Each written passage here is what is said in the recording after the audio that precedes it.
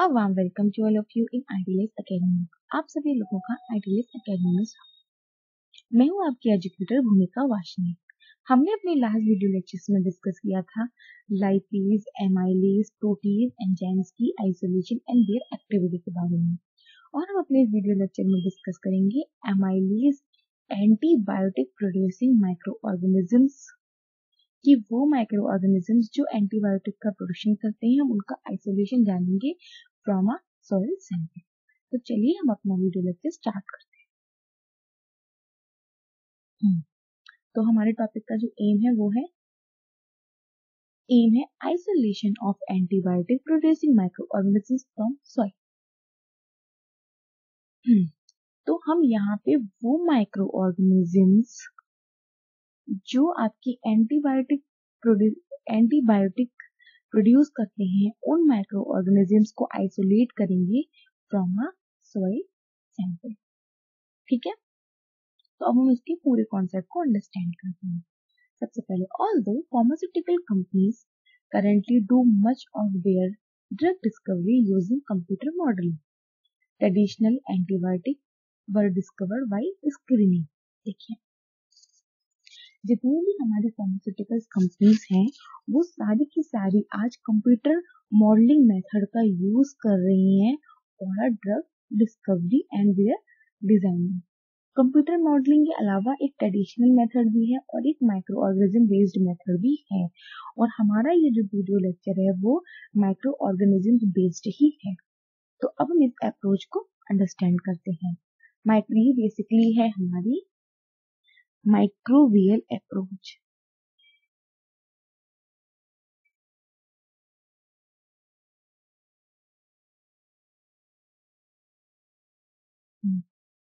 तो इस अप्रोच का कॉन्सेप्ट क्या है वो देखते हैं।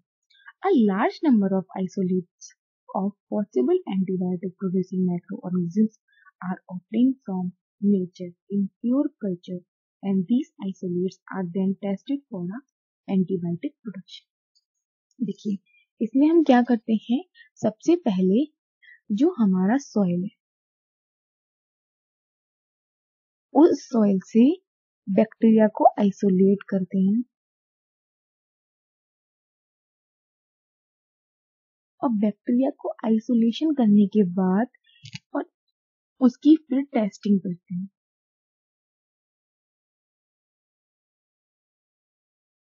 कि जो हमने माइक्रो ऑर्गेनिजम्स आइसोलेट किया है फ्रॉम सॉइल से, क्या वो हमारा एंटीबायोटिक प्रोड्यूस कर रहा है या फिर नहीं।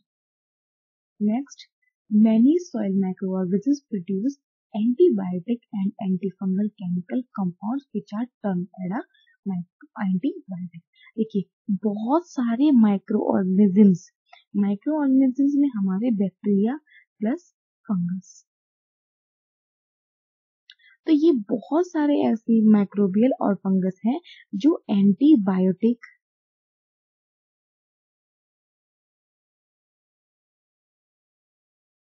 या फिर हम इसको बोल सकते हैं, बायोटिक नहीं बोलते यहाँ पर, एंटीबैक्टीरियल बोलते हैं। चलिए, जो कंपाउंड बैक्टीरिया प्रोड्यूस करता है उसे हम कहते हैं एंटीबैक्टीरियल, और जो फंगस प्रोड्यूस करता है उसे हम कहते हैं anti fungal.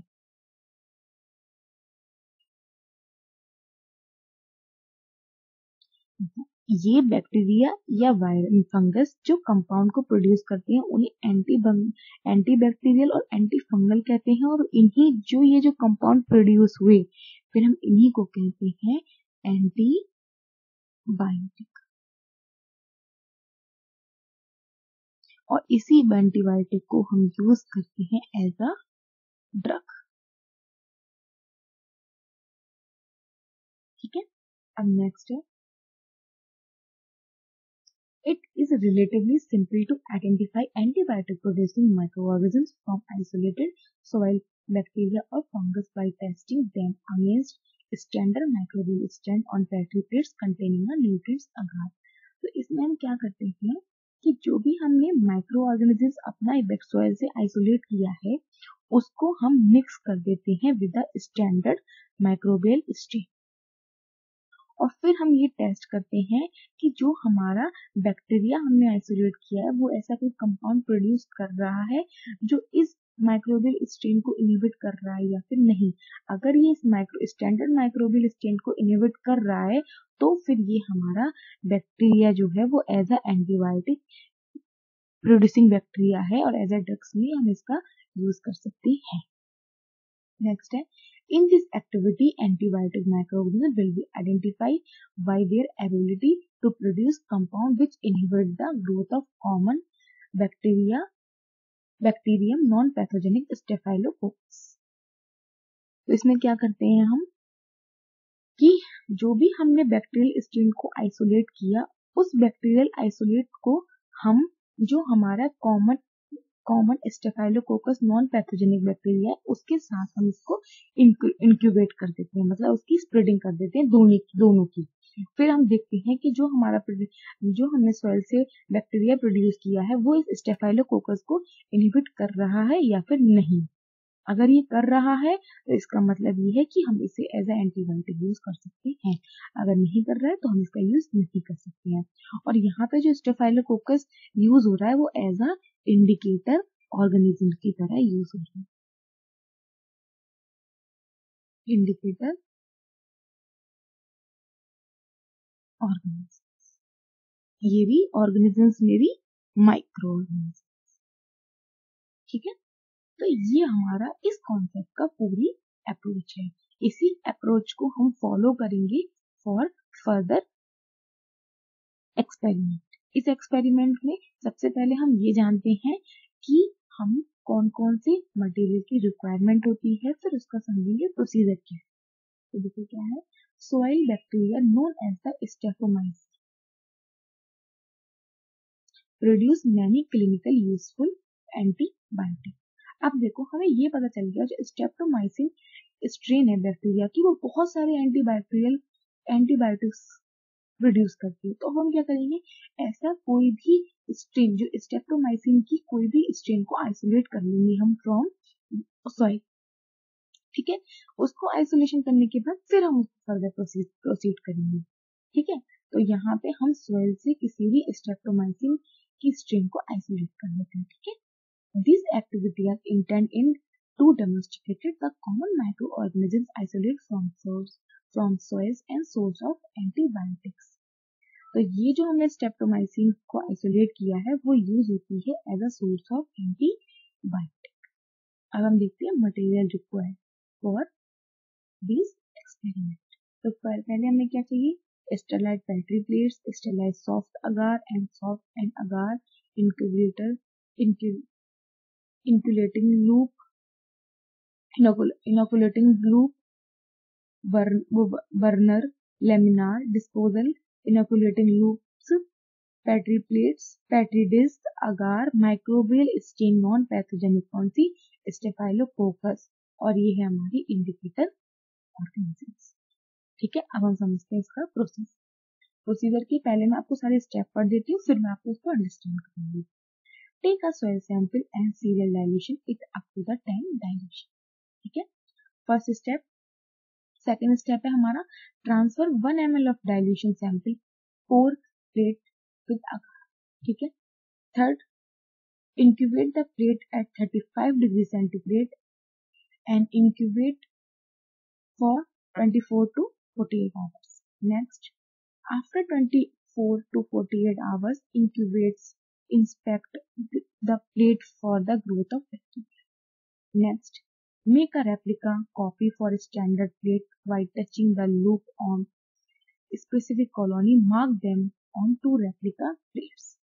Next, on one of the plate indicator organisms seeded on a soft agar will be poured. Next, incubate the plate at 35 degrees centigrade in incubator for 18 hours and look for the clear zone. Observe the colony with the zone of clearance around them and cultivate them respective colony for second replica plate and further checking the antibacterial microbial activity towards the other indicator microorganisms. तो ये सारे step है जिनको हम follow करते हैं। सबसे पहले क्या करेंगे हम ये समझते हैं। देखिए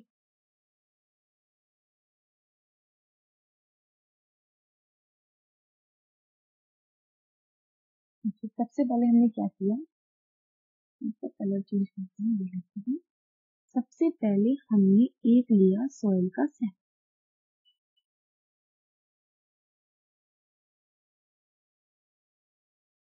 और इस सॉइल में वो बैक्टीरिया प्रेजेंट है जो हमारा एंटी बैक्टीरियल या फिर एंटी फंगल कैपेसिटी रखता है।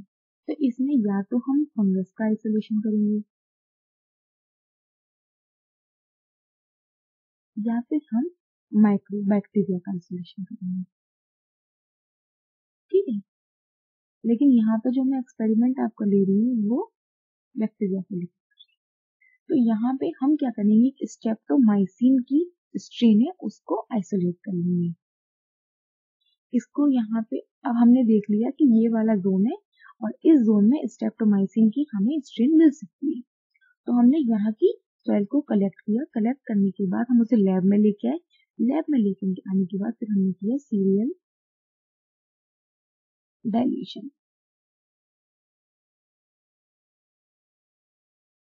ठीक है, सीरियल डाइल्यूशन किया up to 10 dilution, up to 10 मतलब 10 माइक्रोलीटर तक हमने इसका किया डाइल्यूशन। अब फिर हमने इसकी फर्दर डाइल्यूशन से जो हमें सैंपल मिले उसकी जो लास्ट वाली हमारी 3 टेस्ट ट्यूब्स थी उनसे हमने 1 ml सैंपल लिया, 1 ml। हमने फिर इससे जो हमारा न्यूट्रिएंट अगार था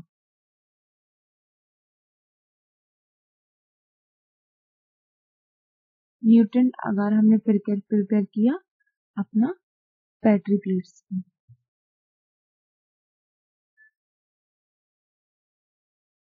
इस तरीके से ये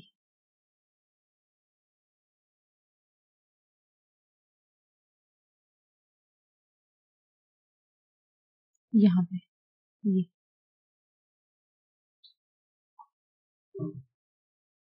यहाँ पे इसमें कलर नहीं आया ब्लैक की वजह से, इसी से समझ सकते हो। ये है हमारा पूरा अगार, मतलब कि न्यूट्रिएंट अगार।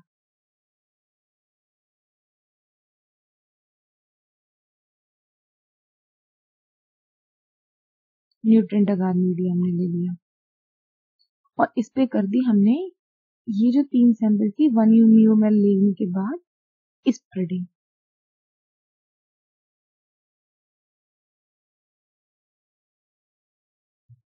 ठीक है, स्प्रेडिंग कर दी। स्प्रेडिंग से जो हमें स्प्रेडिंग के लिए हमने इसे 35 डिग्री सेंटीग्रेड पर 24 आवर का क्या दिया, इंक्यूबेशन।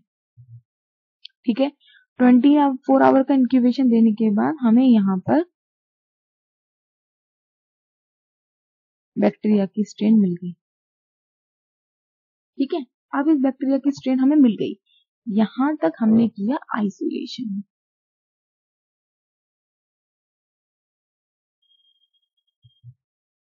ठीक है, और अब हम देखेंगे कि ये जो स्ट्रेन है क्या ये एंटीबायोटिक यूज करने,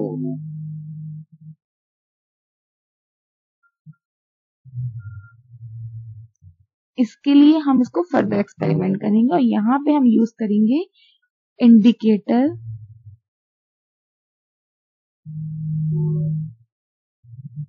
micro organism. Indicator micro organism यहाँ पे हम ले रहे हैं स्टेफाइलोकोकस। तो देखिए इसको करने के लिए क्या करेंगे, हमें फिर से एक पेट्री प्लेट्स लेंगे, यहाँ पे फिर से हम अगार लेंगे, अगार यहाँ पे अगार का न्यूट्रिएंट अगार लेंगे और यहाँ पे इस बार हम सीडेड सॉफ्ट अगार का हमने यहाँ पे यूज कर लेंगे। ठीक है, यहाँ पे हमने फिर से अगार की प्लेटिंग कर दी और इस बार हम क्या करेंगे, यहाँ पे ये यहाँ पे ये हमने किया, ये हमने रख दिया अपना जो हमारा इंडिकेटर ऑर्गेनिजम्स हैं उनकी डिस्क रख दी, इंडिकेटर ऑर्गेनिजम्स रख दिए, इनकी डिस्क वगैरह आती हैं जो हम इजीली डिस्क पे रख देते हैं और मार्किंग कर दी हमने, ठीक है। और यहाँ पे हमने ये ऑलरेडी यहाँ पे हमारी स्प्रेडिंग है,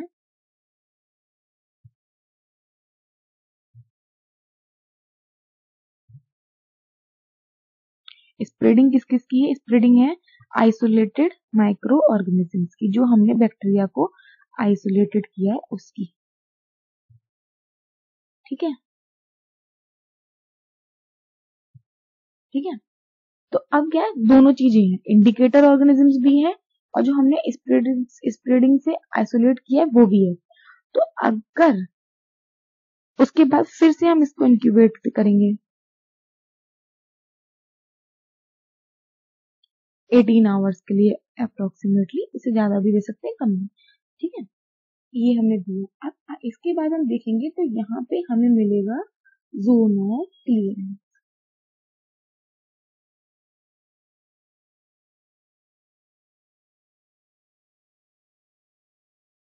जोन ऑफ क्लियरेंस हमें कैसे मिलेगी, देखिए ये है हमारी पैकेट प्लेट्स, ये है हमारे इंडिकेटर माइक्रो ऑर्गेनिजम्स, ठीक है। तो इनके ये जो चारों तरफ है, यहाँ पे हमें कोई भी बैक्टीरियल स्ट्रेन नहीं मिलेगी, ये इस टाइप के हमें जोन मिलेंगे,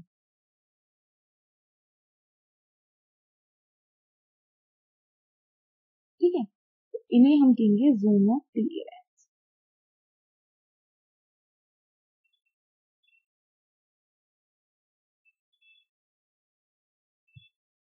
ठीक है।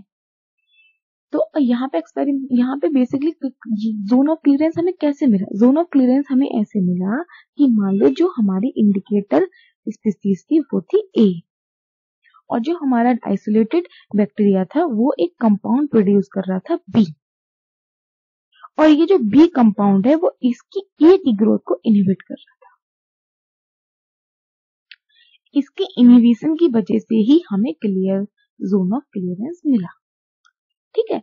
तो इस तरीके से हम इस बात का वैलिडेशन करते हैं कि जो भी हमने माइक्रो ऑर्गेनिजम्स सॉइल से प्रोड्यूस किया है वो हमारा एंटी बैक्टीरियल कैपेबिलिटी रखता है, और उसे हम एज अ फर्दर एक्सपेरिमेंट या फिर फर्दर ड्रग्स के लिए यूज कर सकते हैं। यहाँ पे हमने एक इंडिकेटर स्पीसीज लिए, इसके अलावा जब हम एक एक्सपेरिमेंट को करने के बाद यहाँ पे कंफर्म कर देते हैं, वैलिडेट करते हैं, उसके बाद फिर अगर और भी बहुत सारे इंडिकेटर ऑर्गेनिजम्स हैं उसके लिए हम फर्दर एक्सपेरिमेंट लगाते हैं और इस बात को कंफर्म करते हैं कि ये जो हमारी आइसोलेटेड माइक्रो ऑर्गेनिजम्स हैं वो एंटी बैक्टीरियल कंपाउंड को प्रोड्यूस करते हैं और एंटीबायोटिक की कैपेसिटी रखते हैं। तो इस तरीके से हम इस एंजाइम्स को इस पूरे एक्सपेरिमेंट से सॉइल से अपने एंटीबायोटिक कंपाउंड प्रोड्यूसिंग बैक्टीरिया को आइसोलेट कर लेते हैं, उनकी स्क्रीनिंग भी कर लेते हैं। तो ये था हमारा आज का पूरा लेक्चर। अगर आपको मेरा लेक्चर पसंद आया हो तो please follow ITLS Academy on Instagram, Facebook, Twitter, YouTube, WhatsApp, LinkedIn, and also get it on Google Play Store. Thank you so much for watching my video. Please like, share and subscribe ITLS Academy. Thank you.